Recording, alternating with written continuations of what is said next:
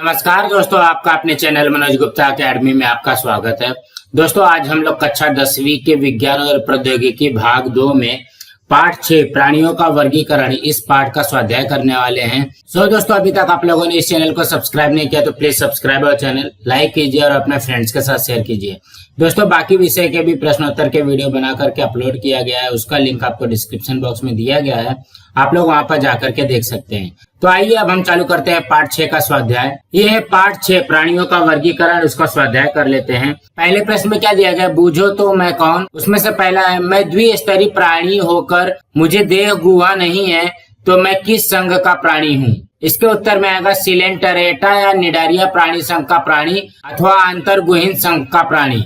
अब अगला करते हैं। दूसरे में क्या दिया गया, मेरा शरीर हरी सममिति दिखाता है, मेरे शरीर में जल समानी जलाभिसरण संस्थान है, मैं मछली वर्ग का न होते हुए भी मुझे मछली कहते हैं, मेरा नाम क्या है। इसके उत्तर में आएगा सितारा मछली कांटेदार त्वचा वाले प्राणियों का संघ। अब अगला करते हैं। तीसरे में क्या दिया गया, मैं आपके छोटी आंत में रहता हूँ, मेरे धागे जैसे शरीर में आभासी देह गुहा है, मेरा समावेश किस संघ में करोगे। इसके उत्तर में आएगा एस्केरिस या पेट का परिजीवी गोल कृमि प्राणी संघ। अब अगला करते हैं। चौथे में क्या दिया गया, मैं बहुकोशिकीय प्राणी होते हुए भी मेरे शरीर में ऊतक नहीं पाए जाते, मेरे प्राणी संघ का नाम बताइए। इसके उत्तर में आएगा रंध्रीय या छिद्रधारी प्राणी संघ। अब अगला करते हैं। दूसरे प्रश्न में क्या दिया गया, प्रत्येक की विशेषताएं वर्गीकरण के आधार पर लिखिए।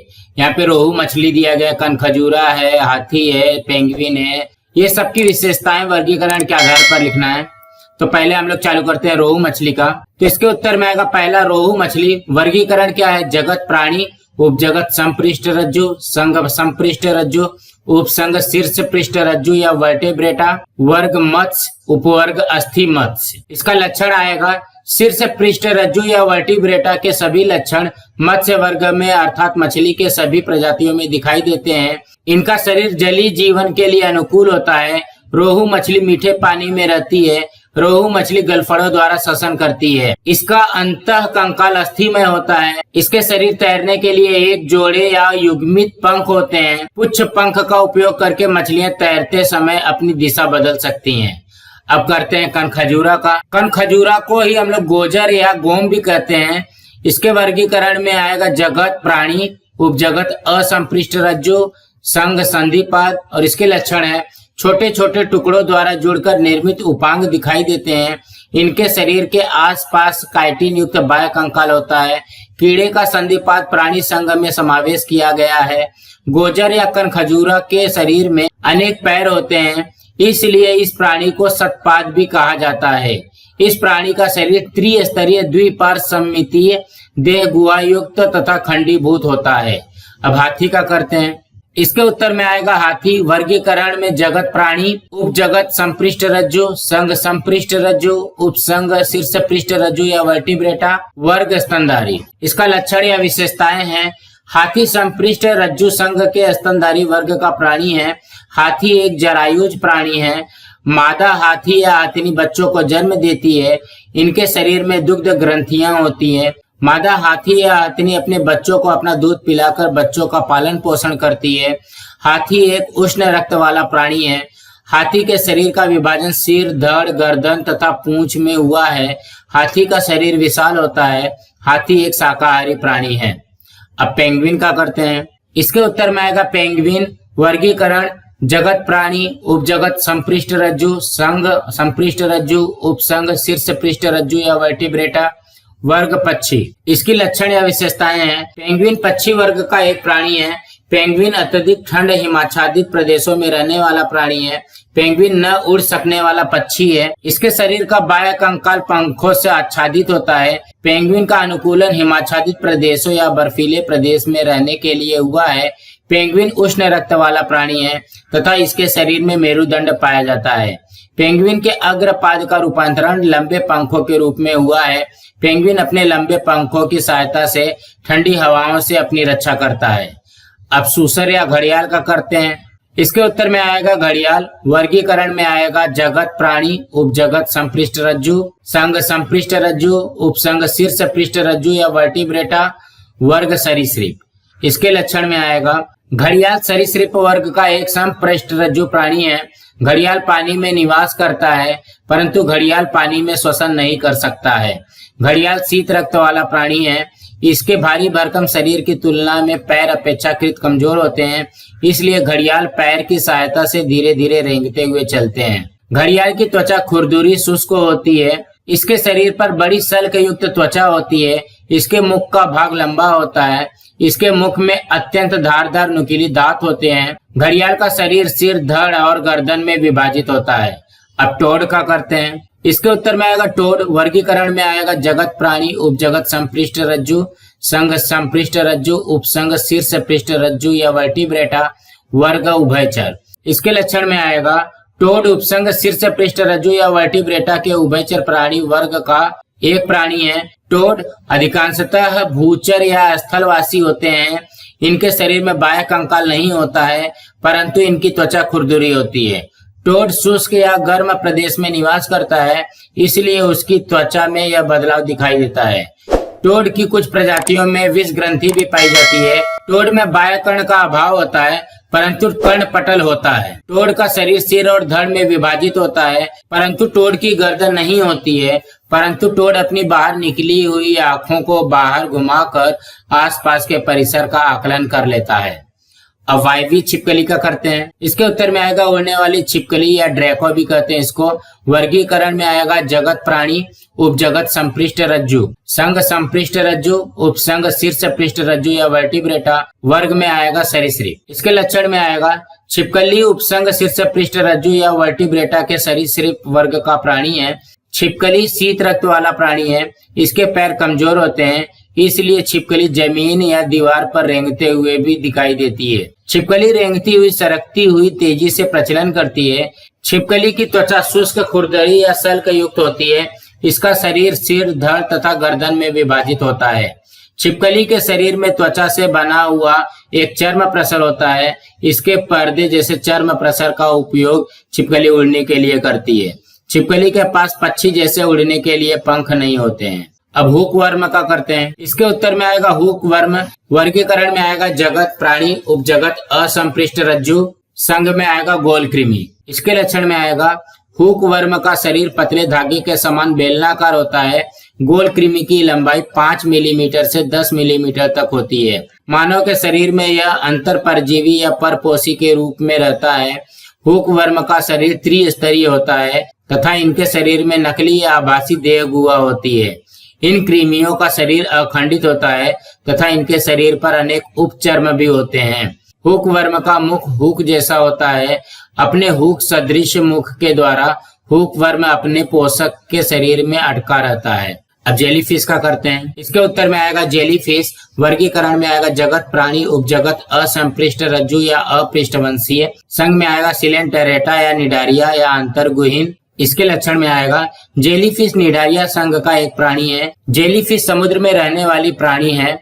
इसका शरीर छतरी के आकार के समान होता है, इसलिए जेलीफिश के शरीर स्वरूप को छत्रिका कहते हैं। पारदर्शक गुब्बारे के समान दिखाई देने वाला यह प्राणी जेली के जैसा भी प्रतीत होता है, इसलिए इस प्राणी को जेलीफिश कहते हैं। जेलीफिश का शरीर द्विस्तरीय होता है तथा इनके शरीर में अरीय सममिति पाई जाती है। इनके मुख के आसपास दंश पेशी युक्त स्पर्शिकाएं होती है। इन स्पर्शिकाओं का उपयोग भक्ष्य पकड़ने के लिए किया जाता है। दंश पेशियां भक्ष्य के शरीर में विष का अंतःक्षेपण करती है। अब टिड्डा का करते हैं। इसके उत्तर में आएगा टिड्डा। वर्गीकरण में आएगा जगत प्राणी, उपजगत असंपृष्ठ रज्जु, संघ संधिपाद, वर्ग कीटक। इसके लक्षण में आएगा टिड्डा एक कीटक है। टिड्डा संधिपाद प्राणी संघ का एक प्राणी है। यह भूचर या स्थलवासी प्राणी है। टिड्डा अपने आसपास के परिसर के अनुसार स्वयं को अनुकूलित कर लेता है। इसके शरीर के चारों ओर काइटिन युक्त बाह्य कंकाल होता है। टिड्डा के शरीर में संयुक्त उपांग होते हैं। इसके शरीर में पैरों की 3 जोड़ियां तथा पंखों की 2 जोड़ियां होती है।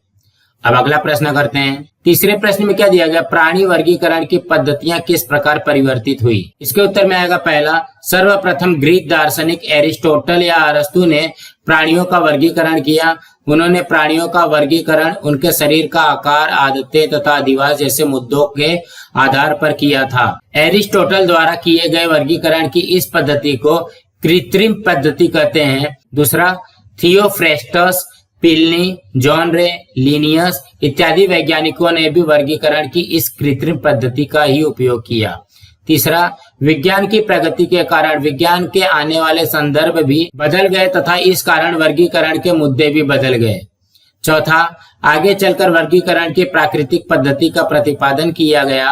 वर्गीकरण की यह प्राकृतिक पद्धति शरीर रचना संबंधी गुणधर्म, उनकी कोशिकाएं, गुणसूत्र, जैव रासायनिक गुणधर्म जैसे मुद्दों पर आधारित थी। पांचवा, इसके पश्चात डोमझांस्की और मेयर ने उत्क्रांतिवाद पर आधारित वर्गीकरण का उपयोग करके प्राणियों का वर्गीकरण किया। छठवां, वर्ष 1977 में कार्ल वूज ने प्राणी वर्गीकरण की 3 डोमेन पद्धति का प्रतिपादन किया। इस पद्धति के अनुसार आदि केंद्र के जीवाणुओं के 2 वर्ग किए गए। इस प्रकार प्राणी वर्ग की पद्धतियां परिवर्तित होती गई। अब अगला प्रश्न करते हैं। चौथे प्रश्न में क्या दिया गया? रचनात्मक संगठन तथा समिति, इनमें क्या अंतर है? उदाहरण के साथ स्पष्ट करिए। इसके उत्तर में आएगा पहला, रचनात्मक संगठन का अर्थ है कोशिका, ऊतक, विभिन्न अंग, अवयव और संस्थान इत्यादि विभिन्न प्रकार की शारीरिक रचना। इन सभी शारीरिक रचना के आधार पर वर्गीकरण किया जाता है। सभी प्राणी कोशिका से ही निर्मित होते हैं। अमीबा जैसे एक कोशिकीय सजीव अपने सभी प्रकार के कार्य एक ही कोशिका द्वारा करते हैं। इस प्रकार एक कोशिकीय प्राणियों के शरीर का संगठन जीव द्रव्य स्तर प्रकार का होता है। दूसरा, बहुकोशिकीय प्राणियों के शरीर में अनेक कोशिकाएं होती है। उदाहरण, रंध्रीय या छिद्रधारी प्राणी। कुछ प्राणियों के शरीर में समान कार्य करने वाली कोशिकाओं का समूह अर्थात ऊतक होते हैं। उदाहरण, सिलेंटरेटा या निडारिया प्राणी। इसी प्रकार कुछ प्राणियों के शरीर में विकास होने पर अंग निर्मित होते हैं। तत्पश्चात उनके शरीर में अंग संस्थान निर्मित होते हैं। उदाहरण, चपटे कृमि संघ वाले प्राणी और उनसे उत्क्रांति हुए प्राणी संघ।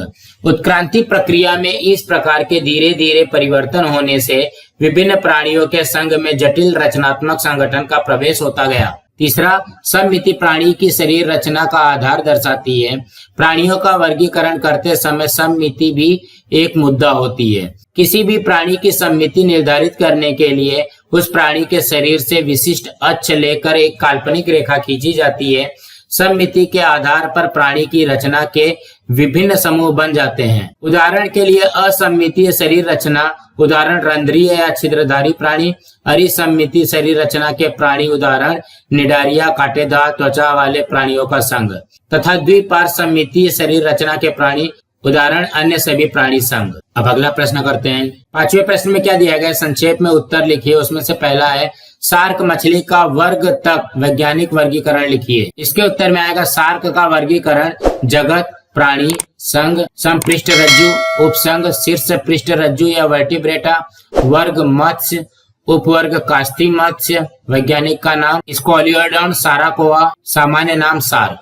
अब अगला करते हैं। दूसरे में क्या दिया गया है? कांटेदार त्वचा वाले प्राणी संघ की 4 विशेषताएं लिखिए। इसके उत्तर में आएगा, कांटेदार त्वचा वाले प्राणियों के संघ की 4 विशेषताएं। पहला, इस संघ के सभी प्राणी प्रायः समुद्रवासी होते हैं। इनका शरीर त्रिस्तरीय और सतदेह गुहा युक्त होता है। दूसरा, इस संघ के प्राणियों की इल्ली अवस्था या लार्वा अवस्था में द्विपार्श्व सममिति होती है, परंतु प्रौढ़ावस्था में पंचअरीय सममिति दिखाई देती है। तीसरा, इस संघ के प्राणी नलिका पाद की सहायता से संचलन या प्रचलन करते हैं। नलिका पादों की सहायता से अपने भक्ष्य को भी पकड़ते हैं। चौथा, कुछ प्राणी जो संचलन नहीं करते हैं वे प्राणी स्थानबद्ध होते हैं। पांचवा, इन प्राणियों का कंकाल कैल्शियम कार्बोनेट युक्त कांटों अथवा पट्टिकाओं का बना होता है। छठवा, कांटेदार त्वचा वाले प्राणियों में पुनरुद्भवन या पुनर्निर्मित की क्षमता बहुत अच्छी होती है। सातवां, अधिकांश प्राणी प्रायः एक लिंगी होते हैं। उदाहरण, सितारा मछली, सी ऑर्चिन, ब्रिटल स्टार, सी कुकुम्बर इत्यादि। अब अगला करते हैं। तीसरे में क्या दिया गया? तिलचट्टा किस संघ का प्राणी है? उत्तर सकारण स्पष्ट कीजिए। इसके उत्तर में आएगा पहला, तिलचट्टा संधिपाद संघ का एक प्राणी है। इसका समावेश कीटक वर्ग में किया गया है। दूसरा, तिलचट्टा संधिपाद संघ का एक प्राणी है। इसके महत्वपूर्ण कारण नीचे दिए गए हैं। पहला, तिलचट्टा के शरीर के आसपास काइटिन युक्त बाह्य कंकाल होता है। दूसरा, तिलचट्टा के शरीर में छोटे छोटे टुकड़ों से जुड़कर बने हुए उपांग होते हैं। उदाहरण, 3 जोड़ी पैर। तीसरा, तिलचट्टा का शरीर त्रिजनन स्तरीय या त्रिस्तरीय सतदेह गुहा युक्त और द्विपार्श्व सममिति वाला खंडीभूत होता है। चौथा, तिलचट्टा के शरीर में श्वसन के लिए श्वास रंध्र और श्वास नलिकाओं का जाल होता है। अब अगला करते हैं। चौथे में क्या दिया गया है, तितली और चमगादड़, इनके अंतर के 4 मुद्दे स्पष्ट कीजिए। इसके उत्तर में आएगा तितली चमगादड़। तितली में पहला, तितली एक असंपृष्ठ रज्जु या अपृष्ठवंशी प्राणी है। चमगादड़ में पहला, चमगादड़ एक संपृष्ठ रज्जु या पृष्ठवंशीय प्राणी है। तितली में दूसरा, तितली का समावेश संधिपाद प्राणी संघ में किया जाता है। चमगादड़ में दूसरा, चमगादड़ का समावेश संपृष्ठ रज्जु संघ के उपसंघ के स्तनधारी प्राणी वर्ग में किया जाता है। तितली में तीसरा, तितली में 3 जोड़ी पैर तथा 2 जोड़ी पंख होते हैं। दोनों जोड़ी पंख काइटिन युक्त होते हैं। चमगादड़ में तीसरा, चमगादड़ में पैरों की 2 जोड़ियां होती है तथा उड़ने के लिए 2 जोड़ी चर्म प्रसर होते हैं। चर्म प्रसर में हड्डियां होती है। तितली में चौथा, तितली दिन में दिखाई देने वाले कीटक है। चमगादड़ में चौथा, चमगादड़ एक रात्रिचर स्तनधारी प्राणी है। तितली में पांचवा, तितली एक अंडज प्राणी है। तितली अंडे देती है। तितली के जीवन क्रम में अंडा, लार्वा, प्यूपा और वयस्क, ये मुख्य 4 अवस्थाएं होती है। चमगादड़ में पांचवा, चमगादड़ एक जरायुज प्राणी है। चमगादड़ बच्चों को जन्म देता है तथा बच्चों को अपना दूध पिलाता है। अब अगला प्रश्न करते हैं। 6वें प्रश्न में क्या दिया गया, वैज्ञानिक कारण लिखिए। उसमें से पहला है, कछुआ जमीन पर और पानी में भी रहता है, फिर भी उसका उभयचर इस वर्ग में समावेश नहीं होता है। इसके उत्तर में आएगा, कछुआ सरीसृप वर्ग का प्राणी है। जब कछुआ भूमि पर रहता है तो वह फेफड़े से श्वसन करता है। जब कछुआ पानी में तैरता है तो उस समय भी वह अपनी नाक पानी के बाहर निकालकर श्वासोच्छ्वास करता है। इस प्रकार पानी में तथा भूमि पर कछुआ अपने फेफड़े से ही श्वसन करता है, परंतु उभयचर प्राणी भूमि पर रहते समय फेफड़े से श्वसन करते हैं तथा पानी में रहने पर त्वचा द्वारा श्वसन करते हैं।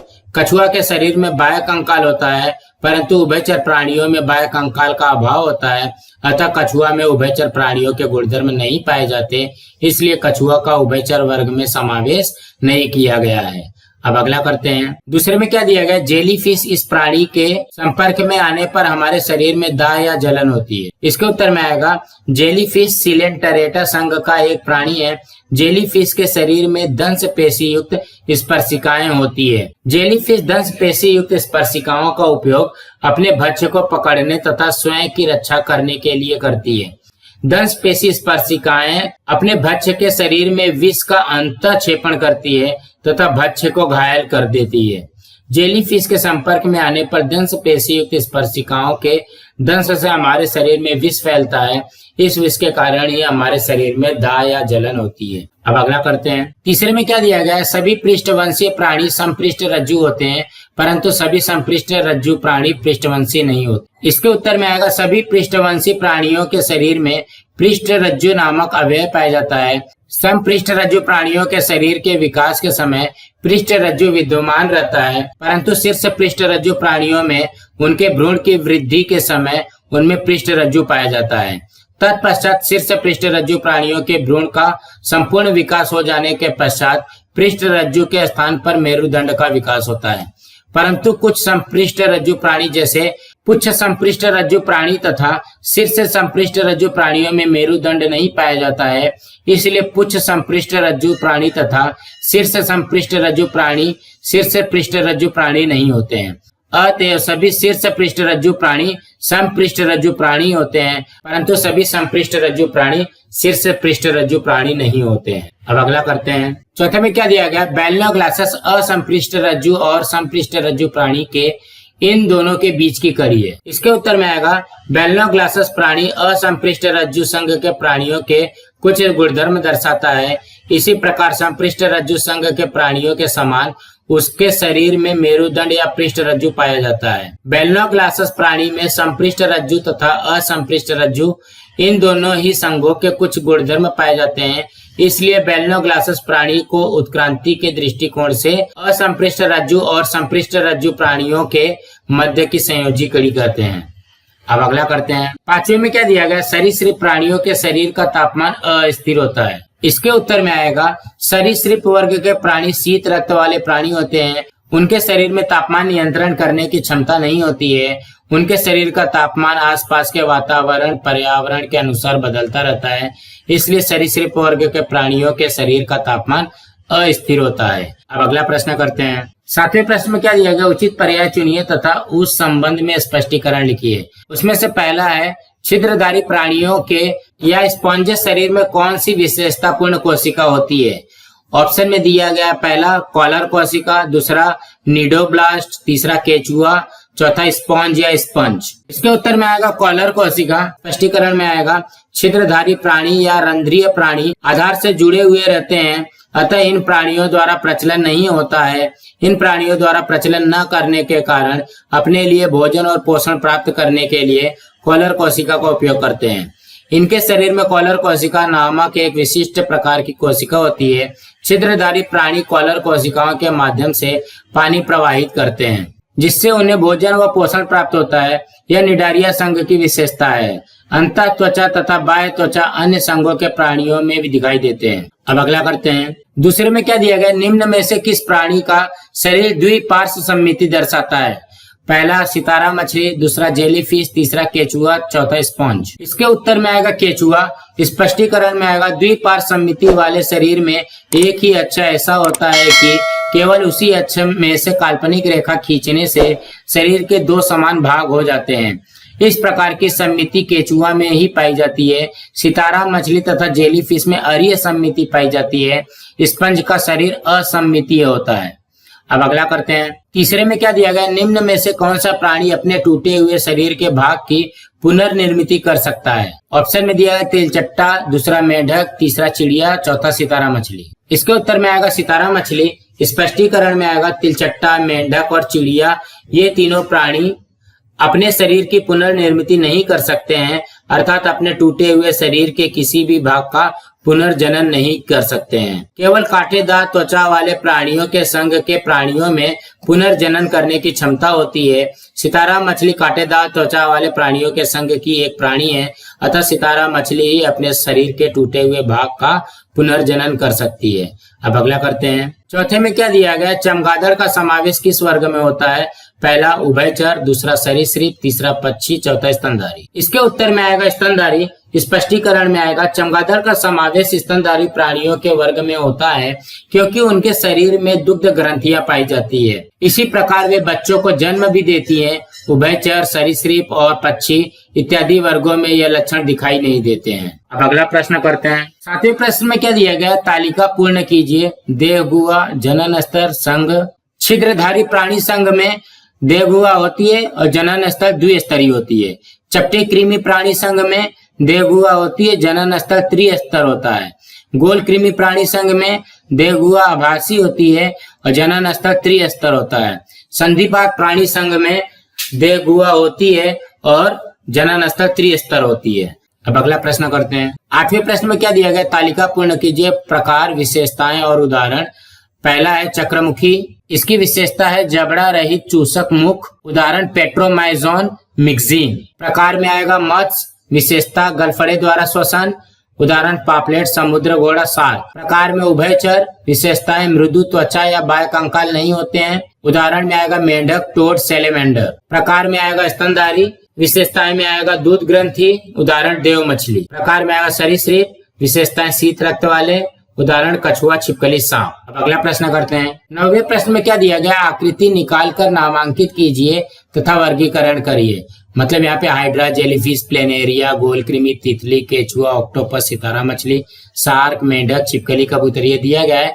इसकी आकृति बनाना है और वर्गीकरण करना है। तो सबसे पहले हम लोग यहाँ पे हाइड्रा की आकृति बना लेते हैं। इसके उत्तर में आएगा हाइड्रा। वर्गीकरण में आएगा जगत प्राणी, उपजगत असंपृष्ट रज्जु, संघ सिलेंटरेटा। उदाहरण हाइड्रा। अब जेलीफिश का बनाते हैं।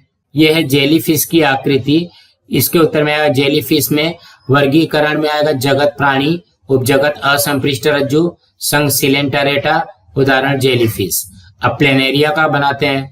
यह है प्लेनेरिया की आकृति। इसके उत्तर में आएगा प्लेनेरिया। वर्गीकरण में आएगा जगत प्राणी, उपजगत असंपृष्ट रज्जु, संघ चपटे कृमि। उदाहरण प्लेनेरिया। अब गोल कृमि बनाते हैं। ये रहा गोल कृमि की आकृति। इसके उत्तर में आएगा गोल कृमि। वर्गीकरण में आएगा जगत प्राणी, उपजगत असंपृष्ट रज्जु, संघ गोल कृमि। उदाहरण एस्कैरिस। अब तितली का करते हैं। ये है हमारी तितली की आकृति। इसके उत्तर में आएगा तितली। वर्गीकरण में आएगा जगत प्राणी, उपजगत असंपृष्ट रज्जु, संघ संधिपाद, वर्ग कीटक, उदाहरण तितली। अब केचुआ का करते हैं। ये है हमारी केचुआ की आकृति। इसके उत्तर में आएगा केचुआ, वर्गीकरण में आएगा जगत प्राणी, उपजगत असंपृष्ट रज्जु, संघ सखंड कृमि प्राणी, उदाहरण केचुआ। अब ऑक्टोपस का बनाते हैं।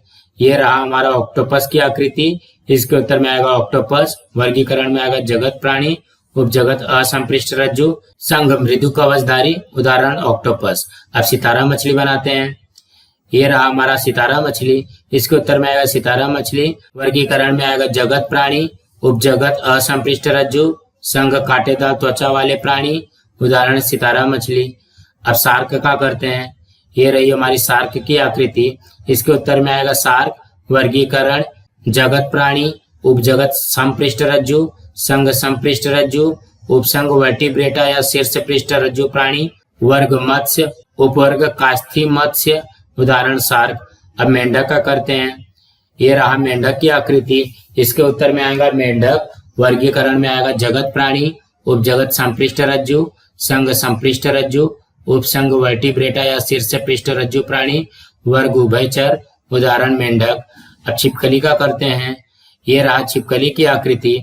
इसके उत्तर में आएगा छिपकली, वर्गीकरण में आएगा जगत प्राणी, उपजगत संपृष्ट रज्जु, संघ संपृष्ट रज्जु, उपसंघ वर्टिब्रेटा या शीर्ष पृष्ठ रज्जु, वर्ग सरीसृप, उदाहरण छिपकली।